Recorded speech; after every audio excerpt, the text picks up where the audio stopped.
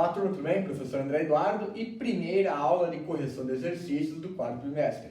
Vou corrigir os exercícios ali da parte da aula de darwinismo. E se vocês perceberam que esses exercícios englobam tanto as teorias de Lamarck quanto as teorias de Darwin. O que eu vou corrigir no vídeo hoje? Apostila 1 ao 6, página 12 e 13. Os exercícios do caderno de atividades eu estarei corrigindo de forma pontual na produção acadêmica, por dois motivos. Primeiro motivo, para o vídeo aqui não ficar algo muito extenso e vocês absorverem melhor ali, de forma mais tranquila, as ideias que eu vou debater nesses 6 exercícios. E, no segundo momento também, que lá na produção acadêmica, quando eu corrijo de forma pontual, eu consigo entender e ali verificar como que vocês estão compreendendo esse conteúdo, como que vocês estão absorvendo esse conteúdo. Então, peço gentilmente que postem as atividades da produção acadêmica, tanto as que eu irei corrigir a apostila, quanto as do caderno de atividades que estão lá na aula. Perfeito? Então, vamos dar início à nossa correção. Exercício 1. Exercício 1 é o exercício que ele faz a seguinte afirmação, ele pede, melhor dizendo. Explique o que caracteriza os processos evolutivos nos seres vivos. Turma, afinal, o que é evolução? Ele pergunta basicamente isso. Nós devemos ter em mente que evolução ela é uma palavra em biologia que remete à mudança. A mudança e adaptação daquele ser vivo ao ambiente. Nós devemos desvencilhar a ideia de que evolução é algo que sempre vai ser algo para melhor. Não, nem sempre, turma.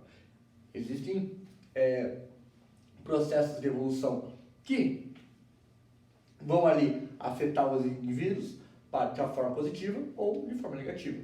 Mas, de maneira geral, tudo que você pensa em evolução, pense em mudança.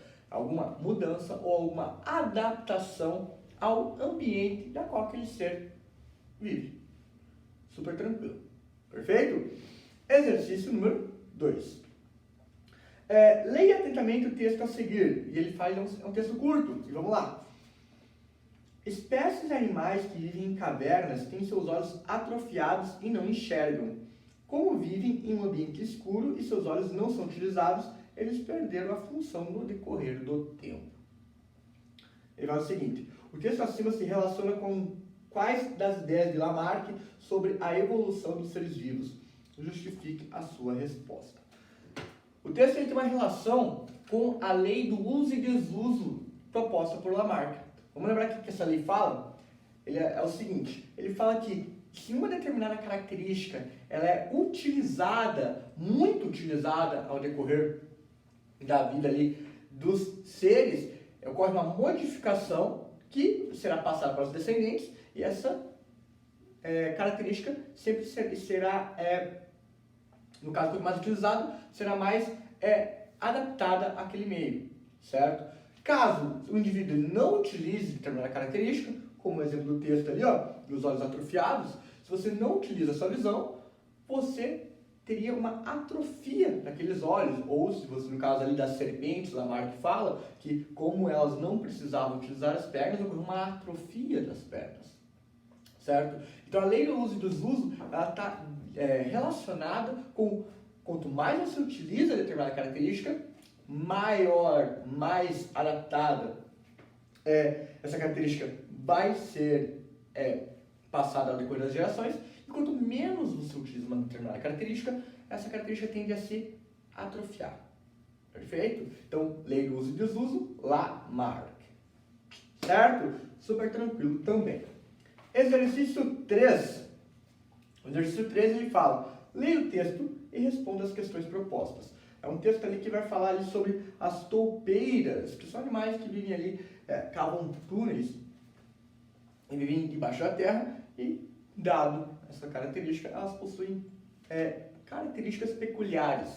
Dado, melhor dizendo, a maneira como elas vivem, elas possuem características específicas e peculiares. Então, vamos ler o texto rapidamente. Segundo Lamarck, muitas vezes animais e plantas precisavam lidar com mudanças em seus ambientes e o faziam ajustando seus hábitos. Esses novos hábitos, por sua vez, produziram modificações físicas que eram passadas para a prole.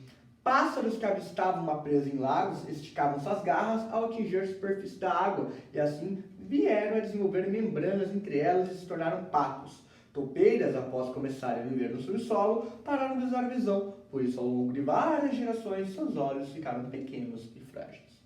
Visto isto, o exercício pede A.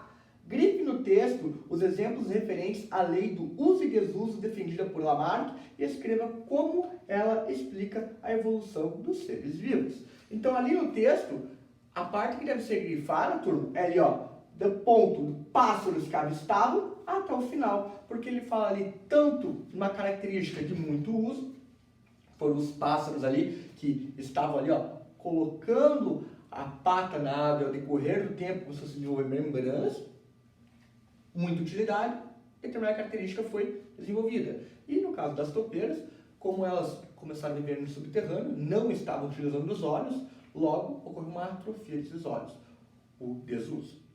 Então, exercício A, respondido. A, melhor falando, tem uma segunda parte que ele pede ali, ó, escreva como ela explica a evolução dos seres vivos.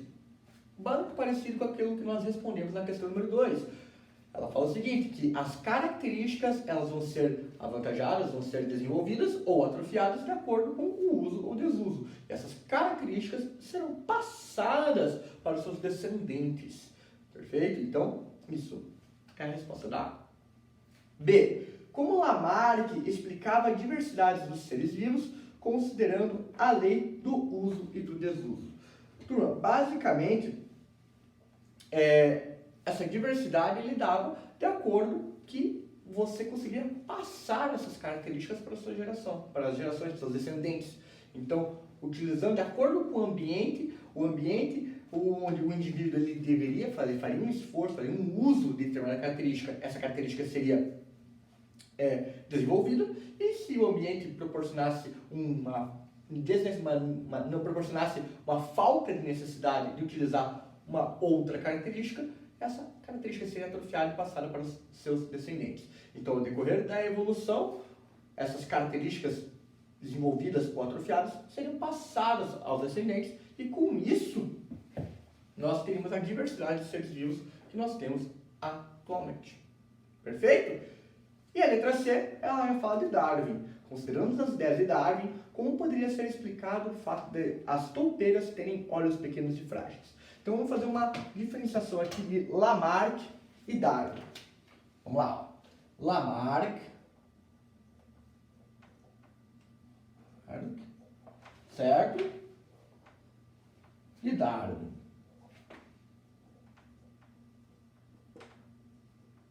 Então, em Lamarck, vou colocar um N bonitinho aqui. Em Lamarck, nós vimos até agora a lei do uso e desuso. Uso e desuso. Em Darwin, nós devemos lembrar de duas questões fundamentais: seleção, adaptação e seleção natural. Então, adaptação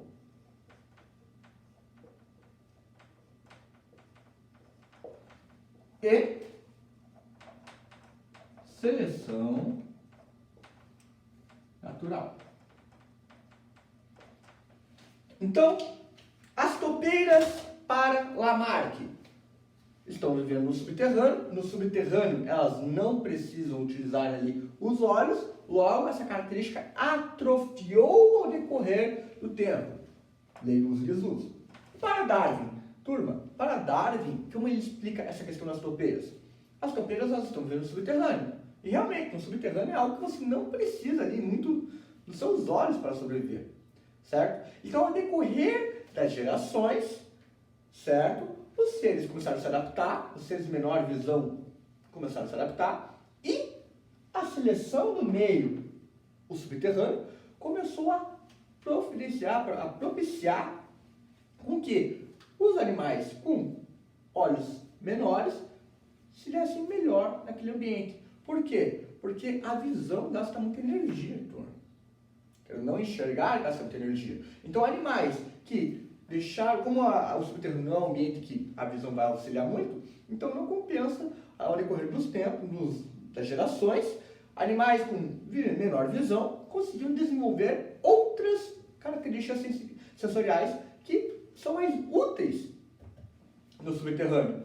Logo, o ambiente proporcionou uma seleção natural para que esses animais, as toupeiras, elas tivessem esses olhos atrofiados, pequenos, frágeis, certo?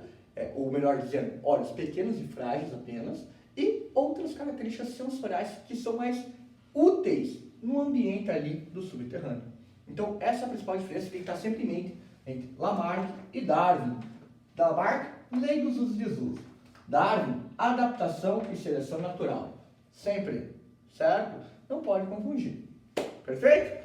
Exercício número 4. Os fósseis muitas vezes são registros de seres vivos pertencentes a espécies que já não existem mais no planeta Terra, como os dinossauros. Aí tem uma foto ali de um fóssil, um dinossauro. Sobre fósseis e o estudo da evolução, é correto afirmar que, letra A, os fósseis não têm nenhuma relação com o estudo da evolução, que se ocupa somente de espécies vivas. Verdadeiro ou falso? Falso, turma. Os fósseis, eles foram ali os que impulsionaram o estudo da evolução, para tentar entender o que foram esses seres vivos e qual que é a relação que eles têm conosco ao decorrer da história ali do planeta Terra e da vida no planeta Terra. Então, nenhuma relação? Não, eles têm total relação com o estudo da evolução. Então, a alternativa A está errada. Alternativa B. Os processos evolutivos são as mudanças que ocorreram com os fósseis e não ocorrem com as espécies vivas. Verdadeiro ou falso? Falso, turma. A evolução está acontecendo a todo momento. A adaptação ao meio, a seleção natural está acontecendo a todo o momento. Seja na época dos fósseis, seja atualmente com as espécies vivas. Então a alternativa B também está errada. Alternativa C. Com o estudo dos fósseis, é possível identificar diferentes espécies e como elas se assemelham às espécies atuais, ajudando no estudo da evolução. Correto. Então, com os estudos dos fósseis, nós conseguimos identificar características que são comuns foram comuns a esses seres lá na época deles e que permaneceram conosco até hoje. Então, eles são de grande utilidade para o estudo da evolução, turma. Então, a alternativa correta é a alternativa C. A 4, vou colocar aqui, ó, bem no canto aqui, ó.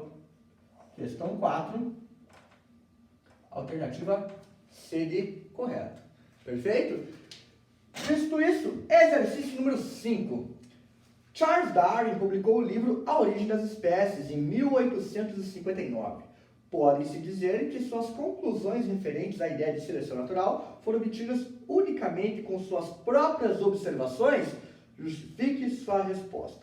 Turma, essa questão, ela está basicamente dizendo que Darwin, ele foi unicamente aquele que elaborou a teoria da evolução dele e não teve influência de ninguém. Falso, turma. Darwin foi influenciado por uma diversidade de cientistas, leu muito trabalhos de outros acadêmicos, leu também ali, teve contato com os estudos Lamarck também, teve o Wallace que estava ali com ele no momento, também trabalhando, lembra lá que ele comentou na aula de darwinismo, que enquanto Darwin estava nas Ilhas de Galápagos, esse acadêmico, o outro acadêmico estava na Amazônia, estudando a relação de insetos e peixes, certo? Então, muitos estudos ajudaram Darwin a elaborar essa teoria de evolução e escrever A Origem das Espécies. Tanto que o livro A Origem das Espécies só foi escrito há muito tempo depois, quando ele voltou das Ilhas de Galápagos. Nesse meio tempo, ele trocou muita informação com outros acadêmicos, colaborações de ideias, de conceitos, e a ciência é desse jeito, turma. Nada é feito de forma individual, tudo é de forma colaborativa, onde um grupo de pessoas se ajudam a todo momento em prol de descobrirmos ali, avançarmos um pouquinho mais no nosso conhecimento. Então, Darwin, ele não foi algo unicamente dele. Ele se foi influenciado, leu muito outros naturalistas, foi influenciado por ideias de outros naturalistas também, e com isso, no final, ele desenvolveu a sua teoria de evolução e escreveu o livro A Origem das Espécies. Perfeito? Então, dessa maneira, você consegue responder bem essa questão número 5. Questão número 6. Imagine a seguinte situação. Em um ambiente, existe uma espécie de pássaro. Nessa espécie, os indivíduos podem ser de várias cores. Opa, beleza. Alguns são de verdes, enquanto os outros são acinzentados e outros marrons. Suponha que em certas épocas do ano haja predominância de vegetação verde. Eu vou até apagar aqui para a gente desenvolver esse exercício de forma bem bacana. Então aqui, ó, exercício número 6.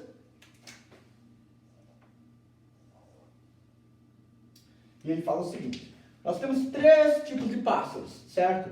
Pássaros verdes, vou desenhar um pássaro assim, ó, verde, que o desenho não é meu forte, turma, então vamos lá. Um pássaro verde, nós temos pássaros marrons, que o marrom vai ficar meio aqui avermelhado, e pássaros acinzentados.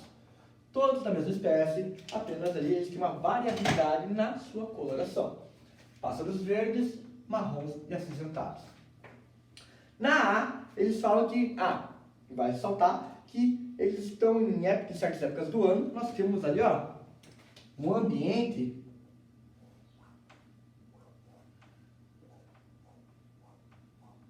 de vegetação verde. Visto isso, qual pássaro é favorecido nessas épocas? Ou seja, qual deles fica mais protegido dos seus predadores? Turma, olha aqui, nós temos um ambiente com vegetação verde. Nós temos lá, ó, o pássaro verde, o pássaro acinzentado e o pássaro marrom. Qual desses pássaros está camuflado? O verde. Então, qual que é mais fácil para um predador? Enxergar o pássaro verde, o marrom ou o cinza? É mais fácil para o predador enxergar o cinza ou o marrom. Então, o ambiente de vegetação verde, ele colabora para a predominância desse tipo de pássaro na cor verde. Perfeito? Então, a alternativa A, verde. B. Em outras épocas, a vegetação fica seca e fica marrom. Nesse caso, quais pássaros têm mais chance de sobreviver? Opa! Em outra época do ano, nós temos uma vegetação seca e marrom. Então imagine, você tem lá, ó, o pássaro verde, o pássaro cinza e o pássaro marrom. Nessa questão, qual pássaro está camuflado aqui? O marrom. Então, os predadores vão enxergar muito mais fácil pássaros verdes e pássaros acinzentados. Então, o pássaro marrom, ele é favorecido nas épocas de seca, onde a região fica mais com tons de marrom e, consequentemente, ele tem mais chance de sobreviver. Alternativa C. Imagine que ocorra uma alteração ambiental drástica e não haja mais a possibilidade de crescimento de vegetação. Assim, o ambiente adquire uma coloração marrom definitiva. Quais pássaros sobreviverão? Como serão os descendentes dessas aves? Turma, imagine que você então tem ali, ó, um ambiente que vai ter a cor marrom definitiva. Não existe mais ali, ó, a transição, o equilíbrio do ambiente verde para o ambiente seco e do ambiente seco para o ambiente verde. Não existe mais esse equilíbrio, certo? Ele foi rompido. E de tal maneira que nós só temos agora o ambiente seco. O que vai acontecer com o correr das gerações? Que apenas pássaros marrons sejam selecionados e no futuro dessa espécie você apenas vai encontrar descendentes da cor marrom. Por quê? Porque o ambiente seleciona esses seres porque eles conseguem se camuflar melhor. Logo, os predadores não conseguem enxergar dado com tanta facilidade quando comparado com os pássaros verdes e acinzentados. Então, essa fica a resposta. Como os pássaros, quais pássaros sobreviverão? Os marrons. E como serão os descendentes ao decorrer dos anos? Marrons também. Por quê? Porque o ambiente proporciona essa seleção desse tipo de pássaro. certo? Então, muito importante quando vocês forem, principalmente resolver os exercícios lá no caderno de atividades, ter em mente quem foi Lamarck e a sua ideia, a sua lei do uso e desuso, e Darwin, turma, com a ideia de adaptação e seleção natural. Perfeito? Eu acredito que dessa maneira fica muito fácil vocês identificarem os exercícios, corrijam-os, façam os exercícios do caderno de atividades, postem lá na produção acadêmica, eu estarei conversando de forma individual com cada um de vocês, individual, e os auxiliando cada vez mais a compreender esse assunto de forma bem tranquila. Grande abraço, professor André, aguardo vocês nas próximas aulas. Até!